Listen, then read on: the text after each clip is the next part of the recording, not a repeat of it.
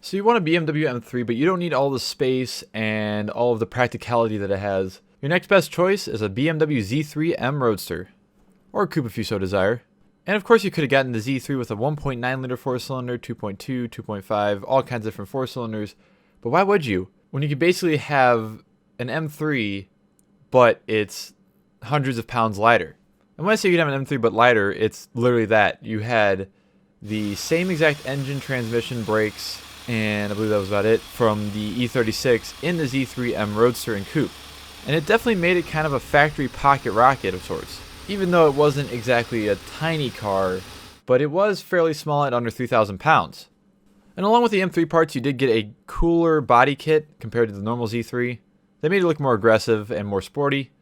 And it even had a wider track on the rear with wider rear fenders to hold wider tires in the back. And then that you got a few little extras such as M badges literally everywhere around the car. M Roadster, M anything. You can find it anywhere on this car.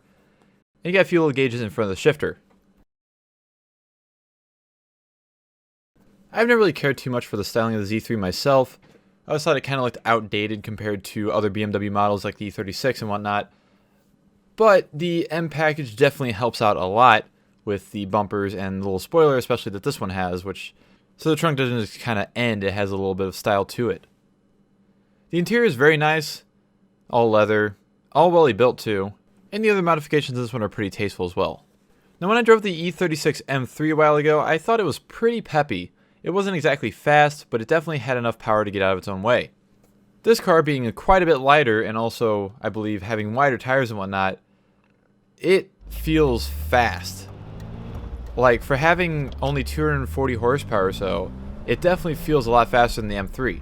The handling is fairly tight. It's not perfect, of course, but it's definitely better than the run-of-the-mill Z3, I'd assume.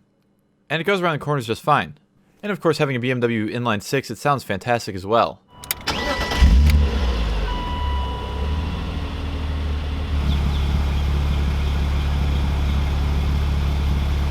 Even though these cars have held their value pretty well, you can still find them for fairly cheap around Craigslist and whatnot. And I would probably say to go for it if you find one, because they are a lot of fun to drive. They are fairly reliable, and you look cool driving them. But anyways, that will conclude this short little video of the BMW M Roadster. If you have any questions, comments, or concerns, leave them in the comment section below. And other than that, thank you all so much for watching, and I'm out of here. See ya.